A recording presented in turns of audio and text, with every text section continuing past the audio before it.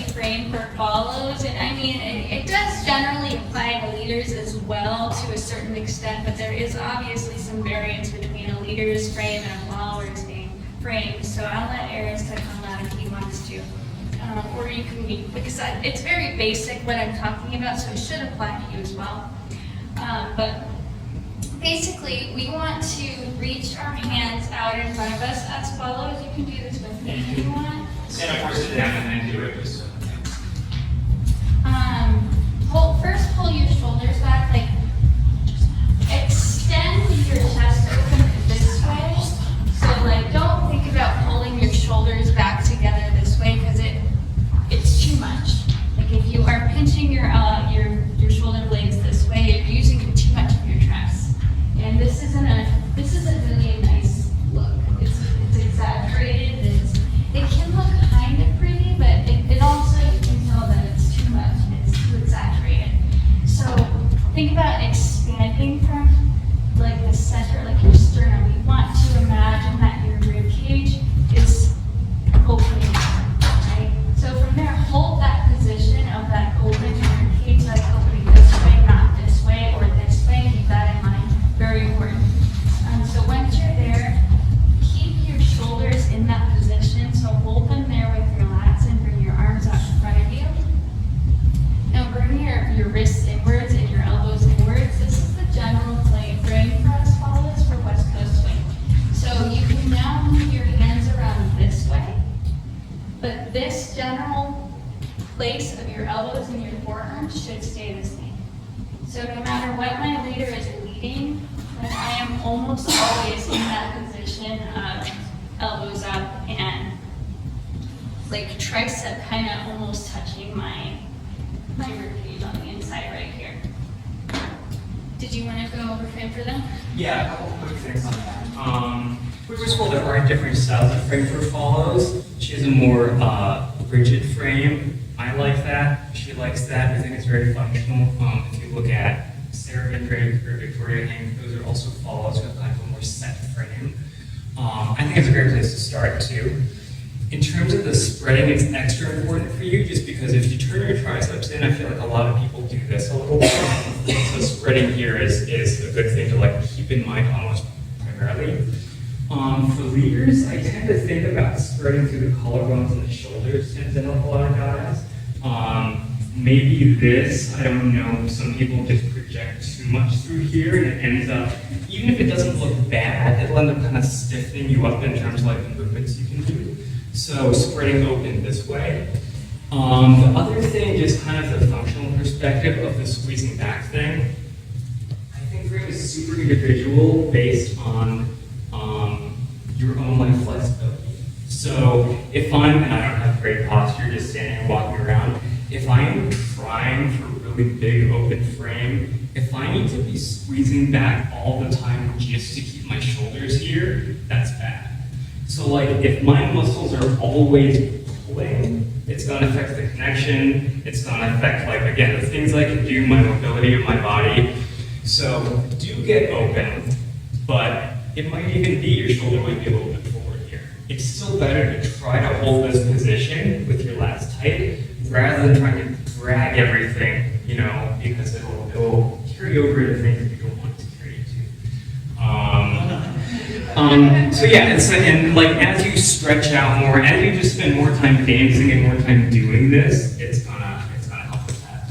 And as for the opening thing, another cue that I just like, and I don't think there's like one cue or method thing that we should tell everyone, but if you think about your elbows, leaders, like kind of pulling them back like this, and then almost imagine you're using them to push your chest open.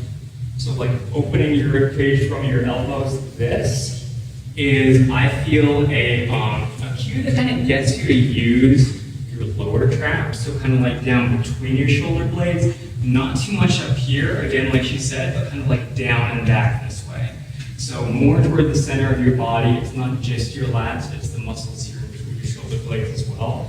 And like this, and then of course having a frame from there, then actually brought it to your shoulders too. Cool. So I'm going to go on the drill, whatever it's called. Cover and hold.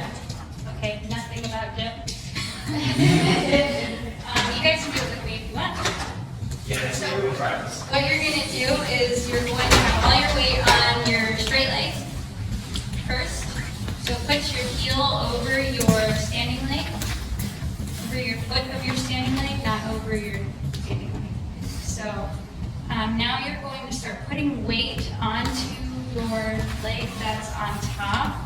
And before you squish your other foot, you're going to push it out and transfer all your weight to that other foot. I really like when someone brings their leg up afterward because it really shows that all your weight is on that other foot that you just put down. If you cannot lift up your other foot, then that means you didn't transfer your weight fully. So then you pull that around and you bring it on top. You do the same thing there. And then you pull it around. And then you do the same thing again. And you pull it around. So you should, at some point, be able to do this without like your upper body. That's the key. If your posture changes, if your pitch changes, like if you need to kind of do this to balance, that's kind of like, well, I mean, it's not the point of the drill. Like the point is to force yourself to keep almost like a shared balance point, and you're just going to change your legs underneath you. I hope this looks good because I haven't done this for like years.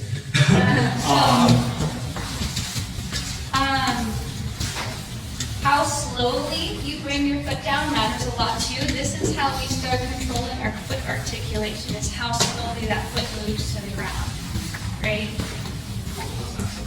Oh, all right, we're on the same page.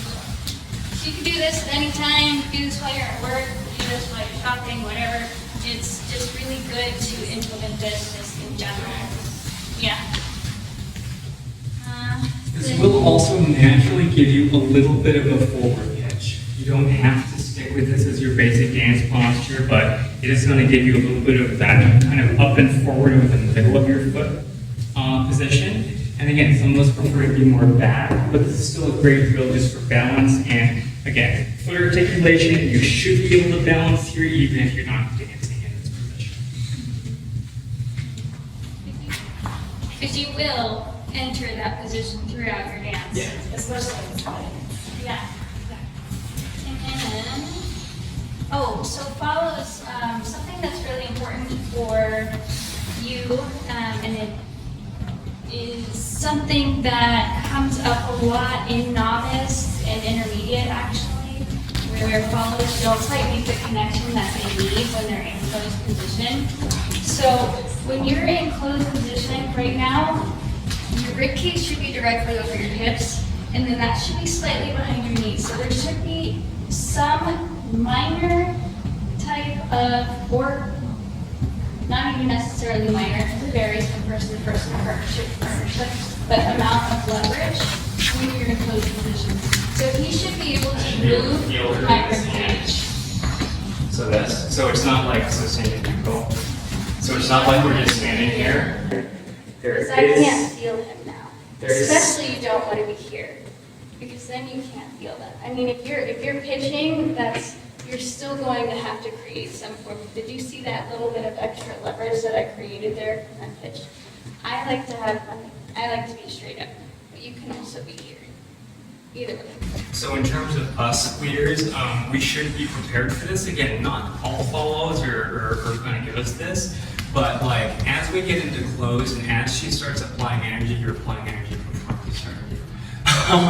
As we get into close, it's like we start here. As I feel her start to sit back, I am gonna want to counter that. So like my head goes back a little bit, my body goes back a little bit. Because if I try to stand straight up while she's doing this, that's gonna happen, right? So if your follow does apply pressure to you and you're not opposing that pressure, like pushing with your legs, pushing your hips back, not a great situation. You guys can try this together if you want as well. Yeah, you guys are already God, on people, it. some are videotaping. And like she said, this is how we communicate weight transfers. Like, this is, we can move the rib cage from here. If I'm switching my weight, like I can move side to side, in and out. Yeah, she's just kind of chilling. But she's not relaxed, she's very tight, and that's what's letting me communicate to her hips from my hand. Leaders, a lot of people say to put the knuckles on the side and just close around with would say that's an option, just because not everyone teaches that. It is possible too to reach around with the whole ball. I would say this is a preference thing. This is going to allow for a lot more support and almost like leverage in this position. If I wanted to like tuck out or something like that, I can apply a lot more energy. And maybe if I felt her like giving me a lot more weight, you could reach around a little bit more just for that support. Or I don't know, if you do some kind of move, just sort of off. One more thing on that. Follows another point of connection here that you can create is from your bicep and the forearm. I always push down here to create an additional position of connection because leaders who don't do a good job of connecting here, you can always connect with them here. That's okay. Because if you don't do that, and it's like the guy's just kind of standing like this. Yeah, you just have it up and like it's a lot harder to feel. Like, go ahead and leave me from here without that. Like I'm a lot slower to react. Like a lot slower. Quick point on this follows, do remember to let go of it. So if you keep this, Yeah. if you keep this and I try to tuck out, I'm like, I guess we're going around again. Happened to be one of us, and I was like, nice, okay, all right, we're doing this again. I'm gonna use this hand, but yeah. So hold it, but like, let go when you're actually about to go somewhere. Yep. That was it for me. Did you have anything else? I don't think so. Well, thank you guys for coming in.